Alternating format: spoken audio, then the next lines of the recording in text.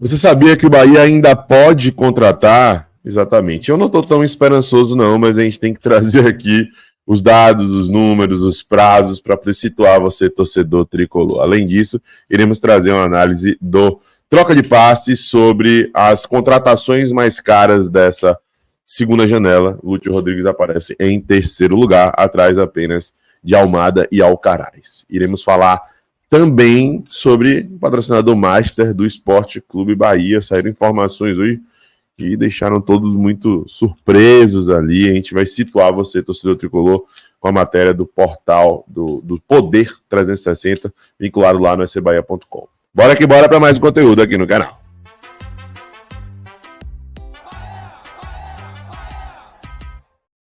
Fala, nação tricolor ligada no Sou Mais Bahia, tudo beleza? Barbaço na área, tô aqui para começar mais um vídeo, dessa vez mais um plantão tricolor, as últimas informações do Esquadrão de Aço para você, torcedor do Bahia, ficar muito bem informado. Chegou? Deixa o like, se inscreve, ativa o sino, no mínimo 3 conteúdos por dia, e claro, compartilha com geral para dar aquela moral muito importante pra gente. Já está na sua tela o primeiro destaque, a galera da CBA.com falou, ó, o Bahia ainda pode contratar jogadores em 2024, entenda as regras da CBF, ainda pode, mas será que vem alguém? Entenda, a segunda e última janela de transferência de 2024 foi fechada nessa terça, dia 2, mas o Bahia e os demais clubes da Série A e B ainda têm tempo para inscrever novas contratações. Os jogadores que ainda podem ser inscritos nas competições nacionais de 2024 são aqueles que já estavam sem clube ou que romperam seus contratos até 2 de setembro. Ou seja, atletas que já estavam sem contrato no último dia da janela de transferência ainda podem ser contratados por equipes brasileiras visando os torneios deste ano.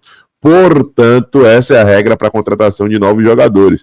Mas, e quanto aos prazos? Série A e Copa do Brasil têm regras diferentes. A data limite de inscrição de jogadores na Copa do Brasil é 9 de setembro, mas os clubes ainda envolvidos na competição só poderão contar com seus reforços contratados depois do jogo de volta das quartas de final, caso avancem para cima. Na Série A, o prazo de inscrição é maior. Os clubes podem inscrever um número máximo de 50 jogadores até 9 de setembro. Além disso, é possível substituir no máximo 8 jogadores até 20 de setembro, dentre os que anteriormente estavam inscritos. Tá aí, gente, esse é o panorama, inclusive reiterando o que a gente já falou sobre o Flamengo, né? Chegaram vários reforços aí, mas chegaram depois do primeiro jogo das quartas de final contra o Bahia, né? Então só Michael poderia jogar, mas Michael se machucou, então não vai poder estar à disposição para esse jogo. Vamos ver aqui o que a galera do Troca de Passes falou ontem sobre essas contratações robustas de Botafogo, Flamengo e Bahia.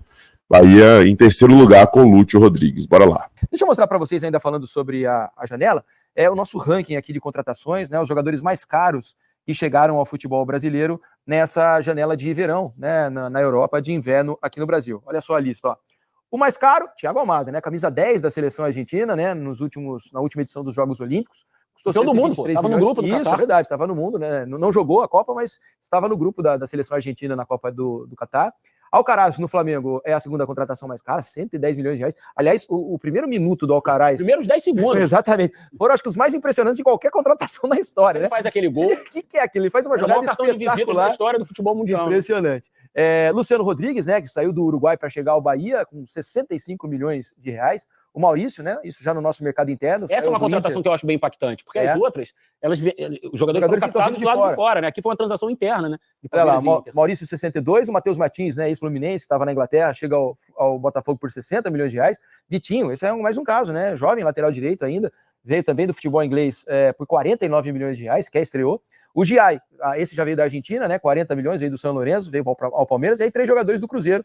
Matheus Henrique, que já causa um grande impacto, né? Tá jogando muito bem nesse início de carreira do Cruzeiro. Né? Muito bom jogador. 36 milhões, o mesmo valor foi custeado aí pelo Cruzeiro para trazer o Wallace, né? Jogador do Grêmio. E o Caio Jorge e Santos, né? Que estava lá na Juventus. Os dois foram formados no Grêmio, né? O Matheus Henrique e o Wallace. Exatamente. Então esses são os 10 jogadores mais caros, mas vejam que são valores... bem interessantes aí para qualquer parte do Grêmio, em dado momento, teve uma linha de produção de volante, né? Sim. E de ponta esquerda também, né? Ponta esquerda e volante. Fábrica de ponta esquerda no Grêmio. Everton, Cebolinha, Ferreira. E volantes também, né? Porque o Wallace, Arthur, Matheus Henrique. Muito bons jogadores ali saíram dessa posição. Mas vejam que é uma janela interessante, inclusive em alguns casos... Ela não é veterana. É isso que eu ia falar. Em alguns casos, com muito potencial de revenda. O Almada, a gente já sabe que no fim do ano, salve qualquer mudança de rota, o Almada deve ir ao Lyon. O acordo foi esse. Ele jogar esse segundo semestre no Botafogo, para ir para o futebol europeu. Agora, o curioso do Almada é que ele estava na MLS, na Liga dos Estados Unidos, né? Ele estava num mercado Atlanta, bem secundário, né? Exatamente. Então, são jogadores que ainda têm potencial de revenda. Que ainda está se descobrindo no Botafogo, né? O Almada, né? Ele ainda começou muito bem, né? E depois acho que deu uma diminuída no ritmo. A primeira impressão, acho que foi muito boa do Almada. E aí agora tá... Realmente um jogador talentoso. Lógico, muito talentoso. Agora, de todos os reforços até hoje, desde o início do ano, se a gente pegar das duas janelas, né? Digamos, de janeiro e agora, eu acho que o jogador que fez mais impacto no time é o Luiz Henrique no Botafogo. Eu ia dizer o Luiz Henrique e já citaria um outro, Thiago Silva. Porque o que ele fez... O Thiago Silva jogou nessa janela, né? O Thiago Silva, a transformação do Fluminense. Mas o Thiago Silva tem trabalho do Mano. Não veio com investimento. Falando desses investimentos altos que foram feitos no início do ano e agora. O De La Cruz também é um jogador assim de algum impacto. Mas eu acho que o Luiz Henrique foi o cara que... Primeiro já chegou até a seleção brasileira. A mudança foi tão impactante coletivamente. Ninguém pensava em Luiz Henrique na seleção 6 meses atrás. Hoje é um potencial titular da seleção, inclusive para o jogo de sexta-feira. A gente não sabe o que o Dorival vai fazer.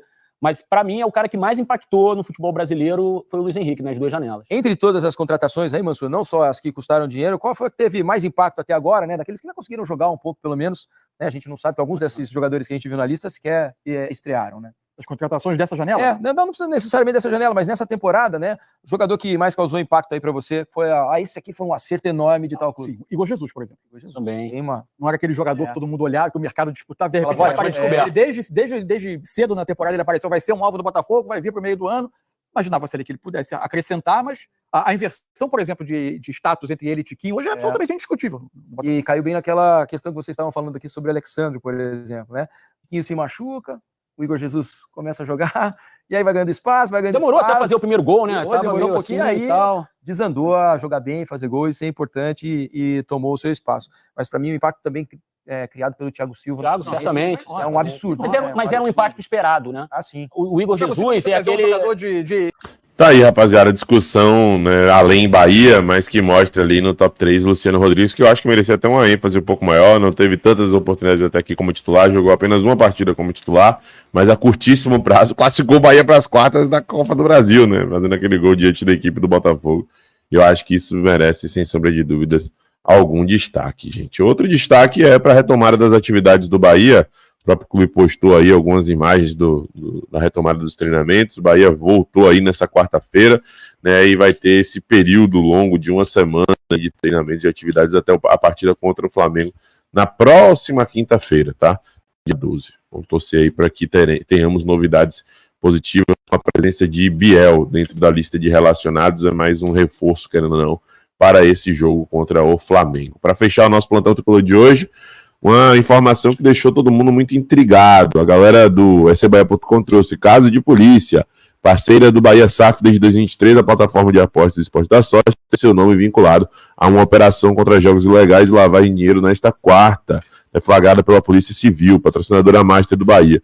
E parceira no programa de sócios do Esquadrão da Sorte, a empresa tem o CEO Darwin Henrique da Filho como alvo da chamada mega operação. Segundo publica o Poder 365, já há um mandato de prisão expedido, mas o empresário não foi encontrado. Seu pai também é procurado. A operação prendeu a empresária e influenciadora digital Deolane Bezerra em Recife por participação no suposto esquema. Tá aí, meus amigos, a situação, né? Patrocina também outros clubes para além do Bahia, diga-se de passagem, né? Vários outros aí, como o Grêmio, o Corinthians, o Atlético Paranaense e etc, tá? Mas tá aí o destaque feito pela galera da SBahia.com, que deixou todo mundo intrigado. Não vou nem tecer algum juízo de valor aqui, não vou, né, julgar, criticar, porque ainda quero ter mais informações. E eu acho que é prudente a gente falar quando a gente tiver acesso a mais informações, tá? Mas fica aí o alerta, o ponto de observação. Gente, deixa o like aí para ajudar, se inscreve, ativa o sino, compartilha. Um abraço, até a próxima. Eu sou Mais Bahia, eu sou Mais do Nordeste. E você?